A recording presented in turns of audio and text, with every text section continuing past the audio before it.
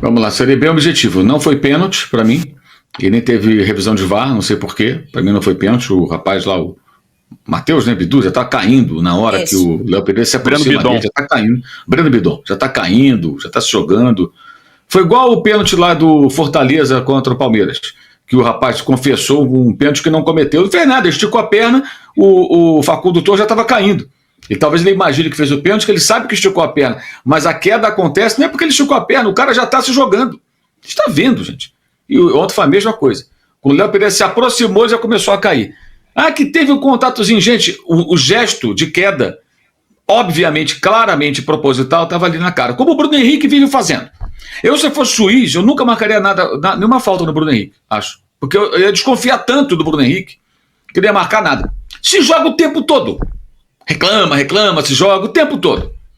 E os jogadores fazem isso. Como aí vem a central do apito que restou dela, que sempre foi péssimo, foram todos péssimos, né?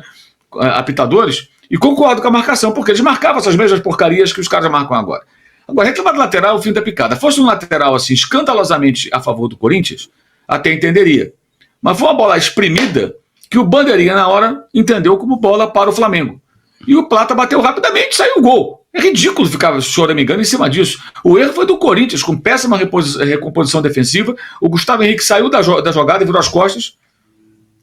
Então por que não parou na frente do Plata ali para atrapalhar a cobrança, mesmo que tomasse um cartão, sei lá, dificultava, né? Não. O Plata bateu rápido, agora não tem mais o poder do Gandula de reter a bola, porque a bola está ali à disposição do jogador. E o Plata foi muito esperto. Todo mundo tem que estar atento para isso, na hora de atacar e de defender. O jogador bate rapidamente lateral, arma um ataque perigoso. E foi o que aconteceu, e o Flamengo fez o gol. Agora, se fosse no lateral, assim, escandalosamente a bola... Não, mas foi uma bola exprimida. Ah, o Dorival reclamou na hora, claro, ele ia falar o quê? Ah, pro Flamengo. Não, fala que é pro Corinthians, óbvio. Ele vai pressionar o árbitro querendo lateral para ele, né?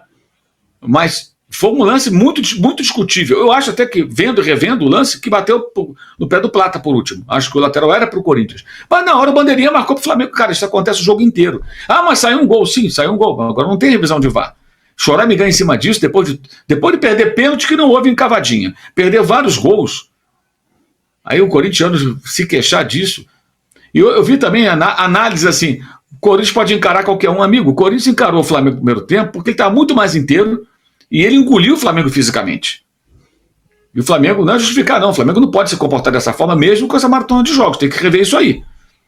Mas o time estava muito mais desgastado. Tanto que no segundo tempo ele não conseguiu manter aquele pique. O Corinthians não foi tão intenso. E aí o jogo começa a mudar. Mas o Corinthians teve a sua oportunidade e não soube aproveitar. Aí ficar reduzindo a discussão lateral, pelo amor de Deus, né? Mas isso dá engajamento. Camarada que fica batendo nessa... No Flamengo é a mesma coisa. É tudo igual, tá, gente? Tudo igual.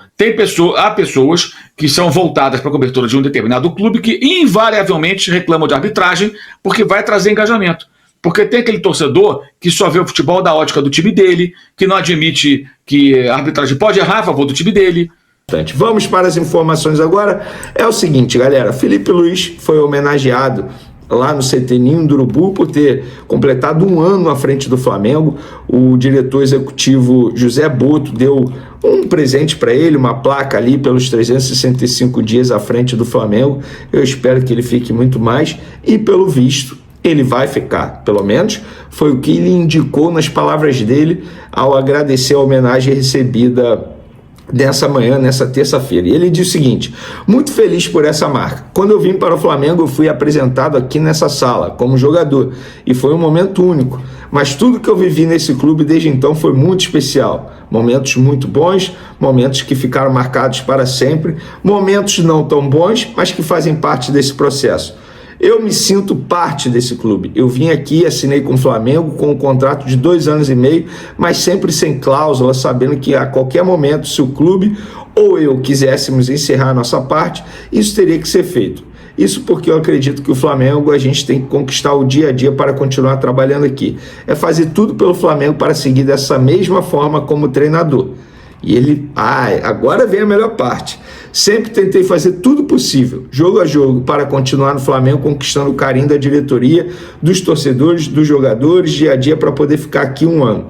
Estou muito feliz. Eu espero ficar há muito tempo. Essa parte eu também espero. confesso. E para isso tenho que te agradecer, José Boto, agradecer ao presidente, a todos que fazem parte disso aqui, porque vocês me dão todas as facilidades do mundo para poder trabalhar. Me sinto muito blindado por vocês e também pelos jogadores. Estou em um ambiente maravilhoso de trabalho e quero continuar fazendo história. Todo mundo quer que você continue fazendo história, Felipe Luiz, e pelo visto ele vai ficar em 2026. Só recapitulando, para quem não assistiu ao último vídeo, as negociações estão em andamento. Agora, na data FIFA de outubro, o empresário dele, o Jorge Mendes, que é um dos principais empresários do mundo da bola, se não for o principal empresário, vem ao Brasil, provavelmente, para conversar pessoalmente com a diretoria do Flamengo, com o José Boto. O José Boto conhece o Jorge Mendes, digamos, de outros carnavais. O Jorge Mendes também é português, tal como o José Boto. Então, assim, não tem nada perto de ser concretizado, mas eu acho que o interesse mútuo pela continuidade do trabalho vai prevalecer e eles vão chegar a um acordo tanto no tempo de contrato quanto na base salarial. Inclusive, o José Boto disse o seguinte: vim aqui presentear o Felipe pelos 12 meses de treinador na equipe principal. Parece pouco, mas no Brasil é muito. Desses 12 meses, 9 foram comigo. Espero que no próximo ano estejamos aqui para te dar mais uma placa de 24 meses de Flamengo, disse o diretor de futebol José Boto ao entregar a placa a Felipe Luiz de 365 dias. Galera, independentemente se o Felipe Luiz conquistar os títulos nesse ano ou não, ele pode ser campeão da Libertadores do Brasileiro, mas pode ser campeão de nada. Independentemente do desfecho dessa temporada, na minha concepção, não sou dono da verdade, é apenas o que eu acho, o que eu acompanho. Ele tem que ficar para 2026. É um baita treinador, um treinador que, como ele disse, tem os jogadores na mão, conhece muito bem o clube, tem o respaldo da diretoria e também dos atletas, isso é importante. Os atletas confiam no trabalho dele. Ele tem uma comissão técnica maravilhosa que todo mundo elogia bastante, inclusive o auxiliar dele, o Ivan Palanco, dizem que o cara é fenômeno, entende muito de tática e ajuda muito o Felipe Luiz. Então, assim, eu não vejo motivos para não ficar com ele, mesmo que ele não conquiste os títulos nessa temporada. Dito isso, tomara que fique. A nação também espera que ele fique, todo mundo espera que ele fique e que ele renove em breve esse contrato e a gente vai atualizando a situação para vocês. Outro que deu entrevista foi o Carrascal, para mim o principal jogador na vitória do Flamengo sobre o Corinthians, o melhor em campo, e ele disse o seguinte sobre a parceria dele com a Arrascaeta. No início, muita gente falou que eu era o substituto do Arrascaeta. Eu vim para ajudar em qualquer posição. Foi um privilégio jogar com ele, sei da qualidade dele, e ele é ídolo. Sim, ele é ídolo. E assim, o Carrascal, no início, muita gente falou que eu era o substituto do Arrascaeta. Não foi muita gente. A comissão técnica te via como um substituto do Arrascaeta. O Felipe Luiz te via como substituto do Arrascaeta. O José Boto te via como um substituto do Arrascaeta. Méritos do Felipe Luiz por ter enxergado no dia a dia que você pode jogar ao lado do Arrascaeta e não necessariamente substituir o Arrascaeta. Então é isso. Eu acho que méritos do Felipe Luiz, méritos também do Carrascal, porque o Carrascal mostrou desenvoltura nos treinamentos, no dia a dia, e também mostrou a Felipe Luiz que pode ser uma outra opção, e não reserva imediato do Arrascaeta.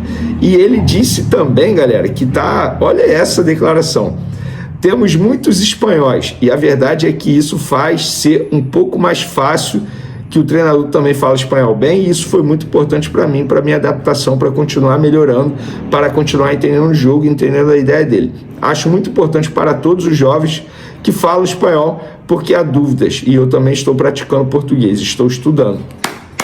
Cara, isso aqui é sensacional. O cara tá dizendo que tá estudando... Gente, na boa, eu sou bem franco em relação a isso. Eu acho que todo profissional, toda pessoa que vai trabalhar em outro país tem a obrigação de tentar aprender. De não aprender faz parte, tá? Eu sou um cara, por exemplo, que eu não tenho muita facilidade em línguas, vou ser bem sincero. Eu aprendi o inglês graças a Deus e graças ao esforço da minha mãe em todos os sentidos por me mandar para o Canadá durante 6 meses para eu tentar aprender o inglês, e graças a Deus eu consegui aprender, e graças a ela, e graças ao meu trabalho também, porque de verdade eu dei a vida para aprender o inglês.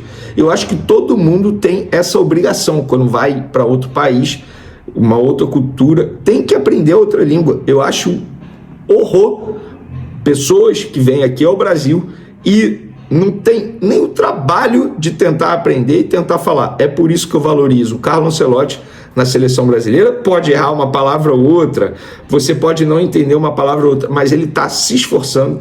É por isso que eu valorizava muito o Joel Santana, na época que ele foi treinador da Jamaica, que todo mundo ficava zoando o inglês dele, pelo menos ele tentava se comunicar.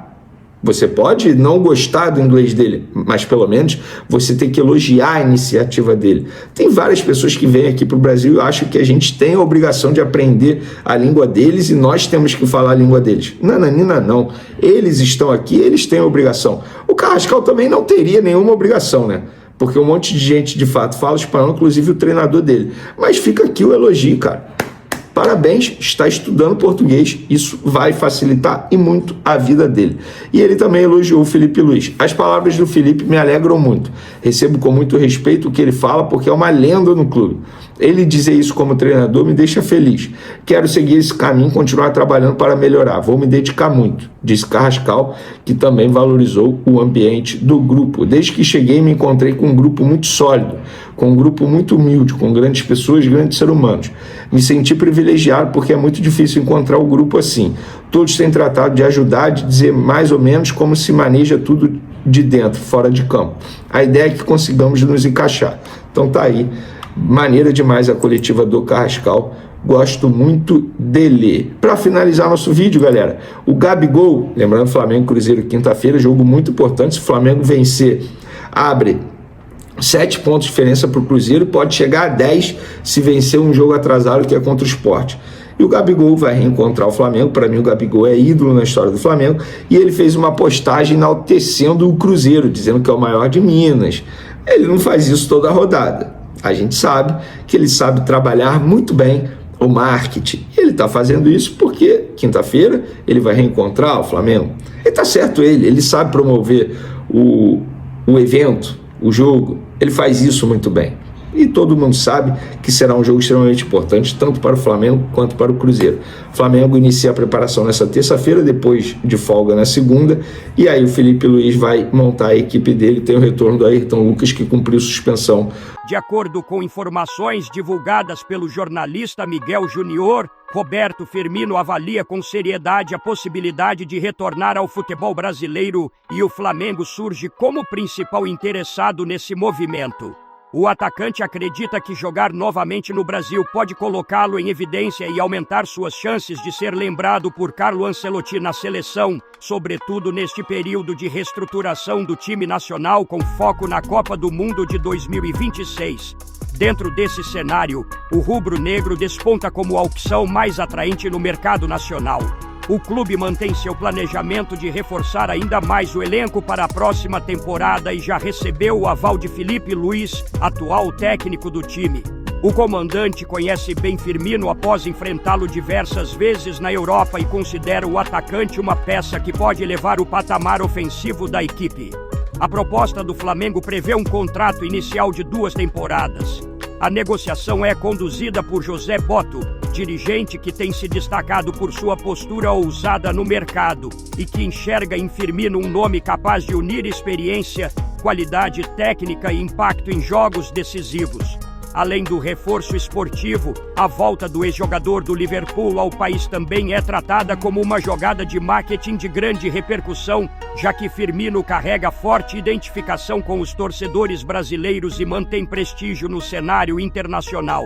Os primeiros contatos já foram feitos e a diretoria rubro-negra trabalha nos detalhes salariais e na adequação ao orçamento, sempre com atenção à saúde financeira do clube. Firmino, por sua vez, vê no Flamengo a chance ideal para se readaptar ao futebol brasileiro, lutar por títulos importantes e recuperar espaço junto à seleção. Agora eu quero saber a opinião de vocês. Roberto Firmino será um grande reforço? Sim ou não? Deixe sua opinião no comentário. Não esqueça de curtir o vídeo e inscreva-se no canal para não perder nada do Flamengo. Até a próxima e saudações rubro-negras.